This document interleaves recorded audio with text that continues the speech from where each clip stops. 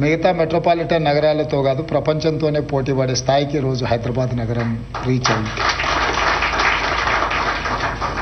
దానికి ప్రభుత్వం ఏర్పాటు చేసిన ఇన్ఫ్రాస్ట్రక్చరే కాదు, కార్పొరేట్ కంపెనీస్గా లేకపోతే నిర్మాణ రంగంలో మీరందరూ రాణించడం వల్లనే ఈ హైదరాబాద్కి గుర్తింపు వచ్చింది. ఔటర్ రింగ్ రోడ్ కావచ్చు, అంతర్జాతీయ ఎయిర్పోర్ట్ కావచ్చు, ఐటీ సెక్టర్లో వచ్చిన ఈ మొత్తం పెట్టుబడులు కావచ్చు, హైటెక్ సిటీ కావచ్చు, హైదరాబాద్ నగరానికి కృష్ణా గోదావరి జలాలను తరలించడం ద్వారా ఇక్కడికి వలస వస్తున్న వాళ్లకు తాగునీటి సమస్యలను తీర్చడమే కాకుండా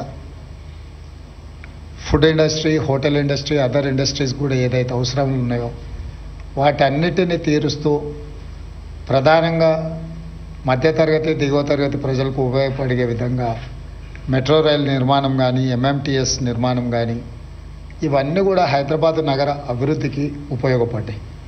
వీటితో పాటు ఏ నగరంలో అయితే శాంతి భద్రతలు ఉంటాయో ఆ నగరానికే పెట్టుబడులు వస్తాయి.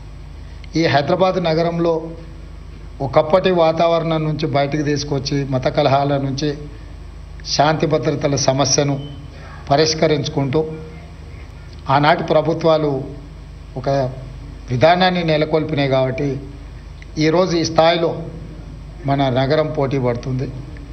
తప్పకుండా అది చంద్రబాబు నాయుడు గారు కావచ్చు, రాజశేఖర రెడ్డి గారు కావచ్చు, చంద్రశేఖరరావు గారు కావచ్చు, గత 30 సంవత్సరాలు 10 సంవత్సరాలు చంద్రబాబు నాయుడు, 10 సంవత్సరాలు రాజశేఖర రెడ్డి గారు, 10 సంవత్సరాలు చంద్రశేఖరరావు గారు. రాజకీయాలు ఎలా ఉన్నా, వాళ్ళ ఆలోచన విధానం ఎలా ఉన్నా, హైదరాబాదు నగర అభివృద్ధి విషయంలో గత ప్రభుత్వాలు తీసుకున్న నిర్ణయాలను కొనసాగించుకుంటూ ఇంకా మంచి నిర్ణయాలతోనే వాళ్ళు ముందుకెళ్ళిండ్రు. ఈ సాంప్రదాయం కొనసాగుతుంది.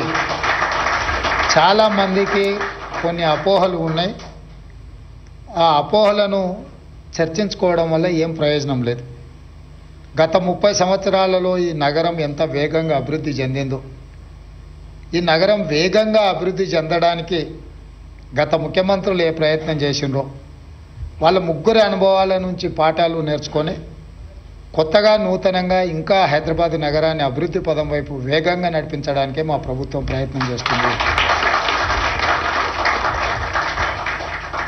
ఇన్నర్ రింగ్ రోడ్ వేసినప్పుడు అసలు రింగ్ రోడ్ అనే విధానము, ఫ్లైఓవర్లు కట్టినప్పుడు ఫ్లైఓవర్ల విధానం కాంగ్రెస్ పార్టీని ఆ రోజు ముందుకు తీసుకొచ్చింది. ఔటర్ రింగ్ రోడ్ కూడా ఆ రోజు చంద్రబాబు నాయుడు గారు ప్రతిపాదించారు. కంప్లీట్ ఔటర్ రింగ్ రోడ్ లేకుండే పార్షియల్లీ బైపాస్ రోడ్ లాంటిది ఎయిర్పోర్ట్కి ఈ ప్రాంతం నుంచి ఉండాలి, గచ్చిబౌలి ఈ ప్రాంతం నుంచి అన్న ఆలోచన చేస్తే తర్వాత రాజశేఖర రెడ్డి గారు ముఖ్యమంత్రి అయిన తర్వాత కంప్లీట్గా హైదరాబాద్ నగరానికి ఒక మణిహారంగా ఉండాలి అని చెప్పి ఔటర్ రింగ్ రోడ్డును కానీ అంతర్జాతీయ ఎయిర్పోర్ట్ను అంతకుముందు ప్రభుత్వం తీసుకున్న నిర్ణయాలను కొనసాగించి అంతకంటే ఇంకా ఉన్నతంగా అభివృద్ధి చేయడం జరిగింది. ఈరోజు ఔటర్ రింగ్ రోడ్ తర్వాత రీజనల్ రింగ్ రోడ్డు రావడానికి గత ప్రభుత్వం తీసుకున్న నిర్ణయాలు కేంద్ర ప్రభుత్వం అనుమతి ఇచ్చింది. మధ్యలో కొన్ని కారణాల చేత వాయిదా పడుతూ వచ్చింది.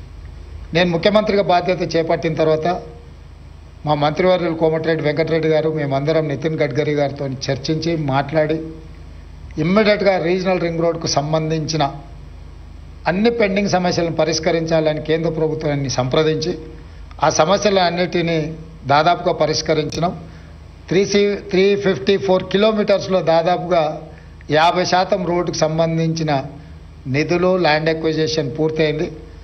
మిగతా సగభాగం కూడా in principle they have agreed to sanction that remaining part.